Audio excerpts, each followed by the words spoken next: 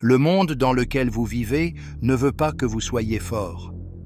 Il veut que vous soyez fatigué, distrait, accro à des plaisirs faciles et trop faible pour riposter. Dès votre plus jeune âge, on vous pousse vers une vie de confort artificiel et de faux besoins jusqu'à ce que la faiblesse vous semble normale. Mais ce n'est pas le cas. Au fond de vous, vous savez que vous étiez fait pour bien plus que d'errer dans la vie en pilote automatique. La vérité est dure. Soit vous reprenez votre force, soit vous serez écrasé par un système qui se nourrit de votre médiocrité. Le choix de résister n'appartient qu'à vous. Combien de fois avez-vous entendu des phrases comme « c'est normal d'être fatigué »,« tout le monde est anxieux »,« profite de la vie sans trop te pousser ». Ces mots paraissent rassurants, mais ce sont des chaînes. Le monde vous a appris à croire que la fragilité est inévitable. Ce n'est pas vrai. Ce que beaucoup appellent « prendre soin de soi » est souvent juste de la paresse déguisée. Veiller trop tard, manger des saletés industrialisées, se noyer dans les écrans pendant que la vraie vie s'échappe. Cette culture ne s'intéresse pas à votre bien-être, elle veut votre obéissance. Et si vous jouez le jeu, vous deviendrez prisonnier d'une routine qui tue lentement votre force. Voici le choc. Ce n'est pas normal de se sentir brisé à l'intérieur, épuisé, sans direction. Ce n'est pas le destin, c'est un conditionnement. Et vous devez le briser. Avant que tout muscle ne se construise, avant qu'une habitude ne se forme, la première bataille se joue dans l'esprit. C'est là que commence, et souvent se termine, la guerre pour votre force, avant même que vous ne le réalisiez. Le système n'a pas besoin d'enchaîner votre corps s'il peut asservir vos pensées. C'est pourquoi la société plante tôt des graines de défaite. Tu ne peux pas. Ce n'est pas pour toi. À quoi bon essayer? Petit à petit, vous acceptez l'idée que votre vie est destinée à être petite, limitée, sans audace. Quand vous vous convainquez que vous ne pouvez pas, vous n'essayez pas. Et quand vous n'essayez pas, vous avez déjà perdu. C'est ainsi qu'une génération entière est domptée, non par manque d'opportunités, mais par manque de conviction. Une fois l'esprit affaibli, chaque obstacle ressemble à une montagne infranchissable. Mais l'esprit est aussi la clé pour se libérer. Le moment où vous décidez de ne plus jouer la victime, tout change. La force mentale ne jaillit pas de nulle part. Elle se cultive par une discipline quotidienne. Cela signifie refuser d'être esclave de la paresse, choisir d'affronter l'inconfort de plein fouet, supporter la douleur de la croissance plutôt que de vous engourdir par des plaisirs faciles. Le but est le carburant derrière cette force. Si vous ne savez pas pourquoi vous faites quoi, vous abandonnerez au premier « comment ». Mais quand votre esprit est clair sur ce qu'il veut et ce qu'il refuse de tolérer, aucune pression extérieure ne peut le briser. Vous ne devenez vraiment fort que lorsque votre esprit déclare la guerre au mensonge de la faiblesse. Reprenez le contrôle de vos pensées et vous avez déjà franchi le premier pas. Parce que si l'esprit s'effondre, tout le reste suit. Mais si l'esprit tient ferme, le corps, les habitudes et toute la vie s'alignent. La force commence à l'intérieur. Le corps, arme ou prison. Vous pouvez avoir un esprit affûté, mais si votre corps est faible, tôt ou tard, il devient une prison. La discipline mentale et spirituelle a besoin d'un fondement physique pour se tenir. Et voici la vérité dure. Le monde moderne travaille chaque jour à affaiblir votre corps.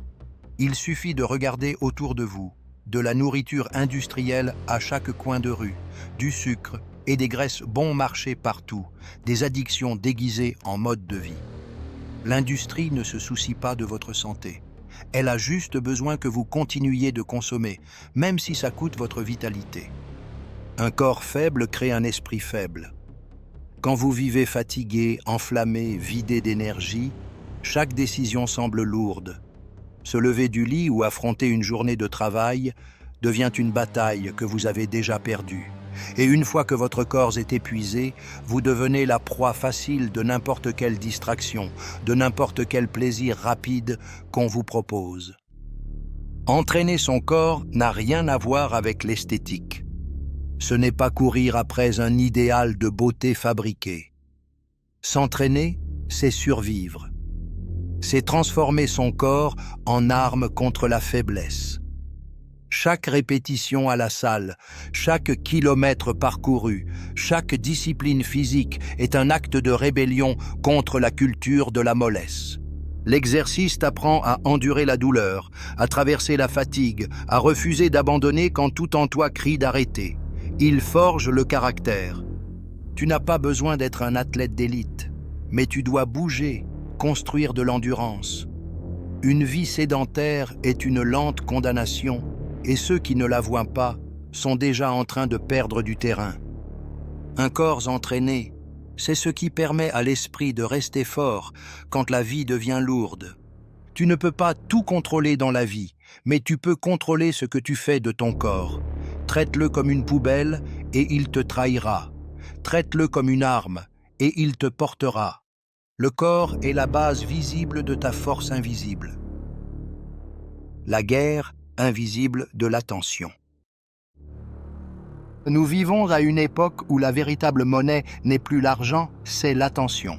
Celui qui contrôle ton attention contrôle ta vie. Et aujourd'hui, presque plus personne ne possède vraiment son propre esprit. Tu te réveilles et la première chose que tu fais, c'est attraper ton téléphone. Tu n'es plus celui qui décide ce qu'il pense. Les algorithmes déversent des déchets dans ta tête avant même ton premier café. Cette guerre est silencieuse parce qu'elle ne fait pas mal tout de suite. Contrairement à la faim qui crie ou à la douleur qui brûle, le détournement de ton attention agit comme un poison lent. Chaque notification, chaque vidéo courte, chaque petite dose de stimulation entraîne ton cerveau à perdre la concentration, à fuir la profondeur, à abandonner ce que tu commences. C'est de la dopamine bon marché. Et elle t'enchaîne. Le problème, c'est que sans concentration, il n'y a pas de force. Un esprit dispersé ne construit rien de solide. Un homme qui ne maîtrise pas son attention dérive d'un plaisir à l'autre, mais ne devient jamais rien. Il reste un simple consommateur passif, réagissant à ce que le monde lui jette au visage. Reconquérir ta force, c'est protéger ton attention comme un trésor. C'est couper le superflu, éteindre le bruit, apprendre à supporter le silence et la solitude. C'est échanger des heures de distraction contre quelques minutes de lecture profonde, d'entraînement physique ou de pratique qui élargit ta capacité à rester concentré. Ne te trompe pas, c'est une guerre. Chaque jour, des milliards sont investis pour capturer ton esprit. Si tu ne combats pas consciemment, tu deviendras un esclave de plus, drogué par les distractions. Mais si tu reprends le contrôle de ton attention, tu tiendras entre tes mains l'une des armes les plus puissantes pour rester fort dans un monde qui te veut faible. Résister, c'est vivre à contre-courant. Être fort dans un monde qui se nourrit de ta faiblesse, c'est choisir de nager à contre-courant. Tout autour de toi est conçu pour rendre l'abandon facile. Nourriture toute prête, divertissement instantané, raccourci pour chaque inconfort. Résister, c'est refuser la voie facile, même quand tout le monde la prend. C'est accepter d'être traité de radical, extrême ou asocial, simplement parce que tu refuses de te conformer. La résistance commence au moment où tu comprends que la difficulté est ce qui te construit. La facilité ne forge jamais le caractère. Chaque fois que tu choisis de te lever quand tu pourrais dormir, d'étudier quand tu pourrais te distraire, de t'entraîner quand tu pourrais rester tranquille, tu tailles en toi une structure que peu possèdent. L'inconfort, loin d'être un ennemi, est le maître qui forge les guerriers. Ne t'attends pas aux applaudissements. Les forts marchent souvent en silence, car le monde ne célèbre pas ceux qui refusent d'être esclaves. Au contraire, leur présence dérange. Ta discipline met en lumière leur paresse. Ta clarté révèle leur confusion.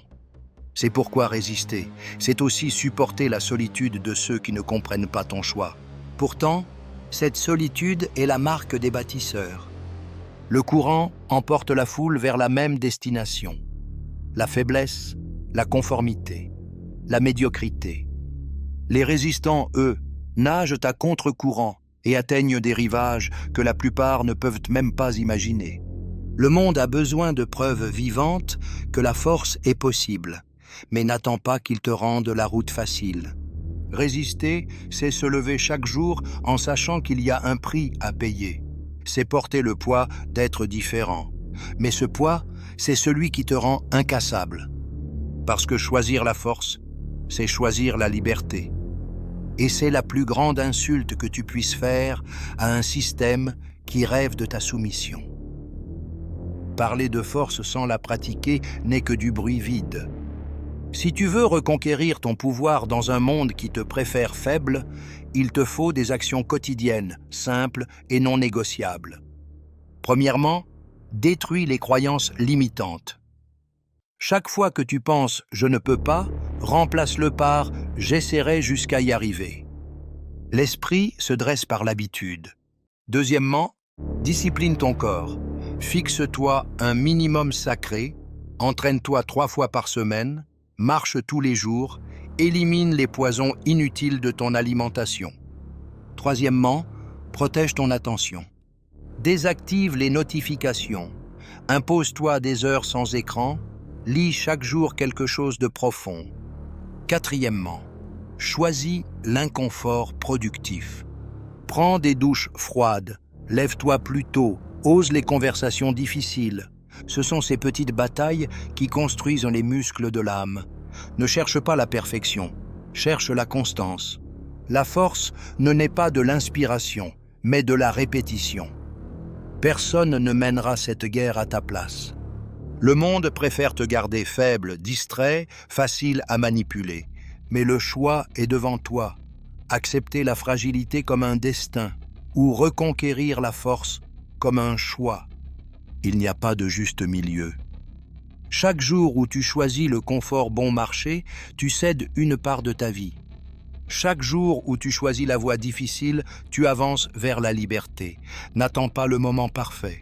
N'attends pas qu'on vienne te sauver. Si tu continues à accepter la faiblesse, tu seras écrasé. Mais si tu choisis la force, tu seras respecté, redouté et surtout libre. La question finale n'est pas de savoir si le monde essaiera de te briser, car il le fera. La vraie question est, quand il viendra pour toi, trouvera-t-il un esclave à genoux ou un guerrier debout ?